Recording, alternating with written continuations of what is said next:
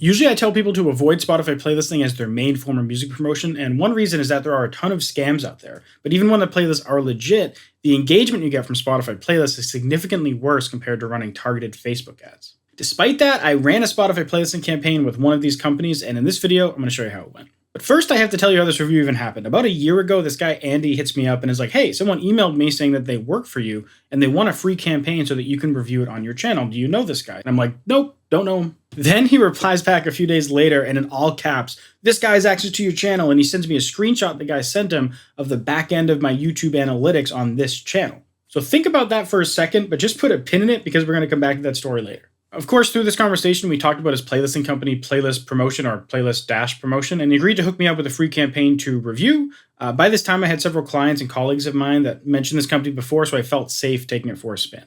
So if we take a look at their website, the package that they gave me was their 100,000 follower reach campaign right here. What is that? Apparently, you should smash that like button. So the way these reach campaigns work is they add you to a certain number of playlists totaling a certain number of followers. So if they add you to one playlist that has 50,000 followers, another one that has 30, and another one that has 20,000 followers, that adds up to 100,000 followers. They're not guaranteeing the certain number of streams that you're going to get. So you might have better or worse results than a guaranteed streaming model. And as a result, these follower reach kind of packages from different companies tend to be a little bit cheaper than companies that guarantee a certain required minimum number of streams. I was pretty impressed with their dashboard system that we're seeing here, and it looks just like playlist pushes. I don't know if they cloned it or they're using some of the same software or code templates or whatever to do this, but you can click on to either upgrade your campaign and add more promotion to it, or you can go and view your reports where you can see all the different campaigns you've been added to and the total number of follower accounts that you have for your campaign. So it's a pretty snazzy system. Also, the email communication was pretty solid throughout. Every time my song was added to a playlist, they hit me up and let me know. And also when the campaign was coming to an end, they let me know that it was just about over. Now, this should be obvious, but just in case it isn't, every time I do one of these reviews, the company obviously knows that they're working with me for the purpose of review. So I'm not saying that this company or any other company in particular has done this, but it's very possible that in some cases I get the VIP treatment, so to speak. All right, now we're going to go over how the campaign actually went. First, we're going to look at the raw data, and then we're going to go into Spotify for Artists and take a look there. So this is the raw data. This is the table of all the different playlists that they got me on, where I put in the followers, the streams, the listeners, the stream per listeners, the listener per follower, and the position of each playlist. I also calculated some totals, of which we get 46,000 streams. Now, you might have noticed here, and on the previous thing, we looked in their dashboard, they got me on 7 times more followers than they said they were going to get me on. And here, 772. But in here, when I did the math myself, it actually came to 8 times the number of followers that they promised me. So just to make sure I give you the most realistic expectations possible, I not only calculated the cost per stream for the 100,000 follower package, but also the cost per stream for their 700,000 follower package. So looking at that, the cost per stream for the 100K was 0.76 cents, that would make them the cheapest Spotify playlisting service of all the ones I've reviewed. By the way, if you want to see all the other ones I've reviewed, I'll put a playlist up here you can check out, and also a link in the description for you to check out the other reviews, but that would make them the cheapest. Factoring in the 700K, it would actually make them the most expensive. My guess is that the real answer is somewhere in the middle. I wouldn't be surprised if they try to give me a little bit more. Maybe they over-deliver a little bit for everyone because they want to have a good customer-client relationship, but maybe they don't always over-deliver this far. So that would put them exactly where I would expect Spotify playlisting to be, kind of in that 2 to 4 cents or 2 to 3 cents per stream kind of range. That's super typical for most playlisting services. So by the way, remember that story I was telling you about that guy who was pretending to work with me? Well, the way he had the screenshots from my YouTube analytics was that he went to a video tutorial I did a year before showing how to interpret YouTube analytics data. So in that video, I was showing my YouTube analytics from the back end, and he just took very selective screenshots for that and was trying to use it as proof for how he worked with me. And it took me an hour to find the video that he pulled it from, but I was able to 100% confirm that that's how he had screenshots from my YouTube analytics. So if you're watching this random guy on the internet, you're a clever SOB, but stop it. All right, so now we can look at some fun stuff inside of Spotify for Artists here. So this is the last 12-month graph. The song came out August 2022, but this graph only goes back to September 2022, just because the whole last 12 months thing. But you can clearly see when the campaign kicks in here, right? And this is a fact of any type of Spotify playlisting you ever do. It's very big, typically, but it's a very short duration. And after the campaign's over, you generally get nothing. You can see the very end of this, it goes back to right where it started. I'm still on one playlist. but it's a very small one. So that's why it dropped so significantly. So you can see like at some point I must have been added to another playlist.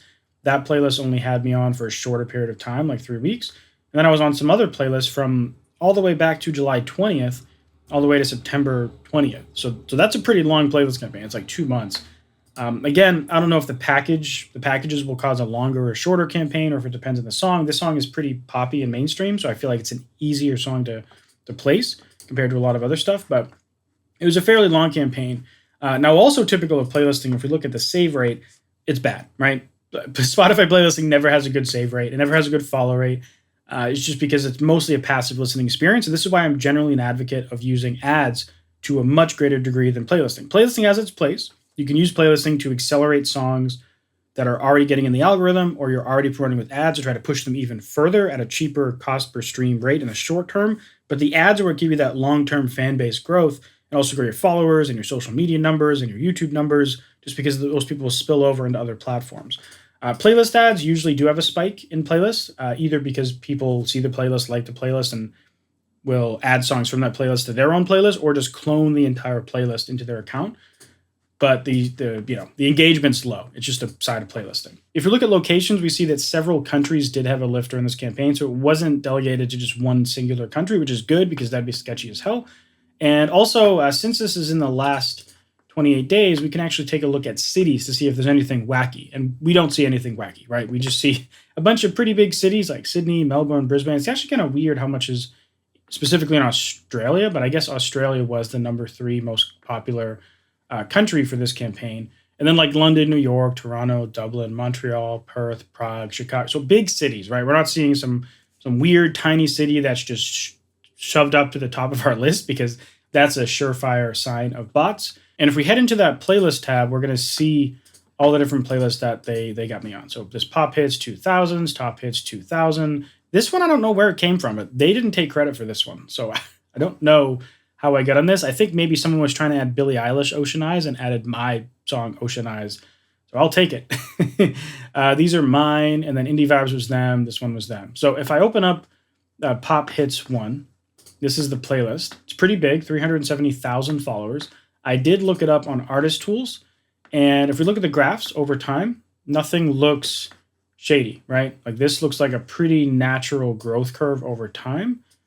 And then the Spotify popularity index, if we go to the quality section, it has above a 40 popularity. And that's a good sign, because that means they're not just fluffing up the playlist with small unknown songs. They're putting popular songs in there, right? The popularity index is a 54, which is very, very high. If we go to keywords, though, this is why this playlist is popular. This playlist is ranking number 2 in the US for the term pop.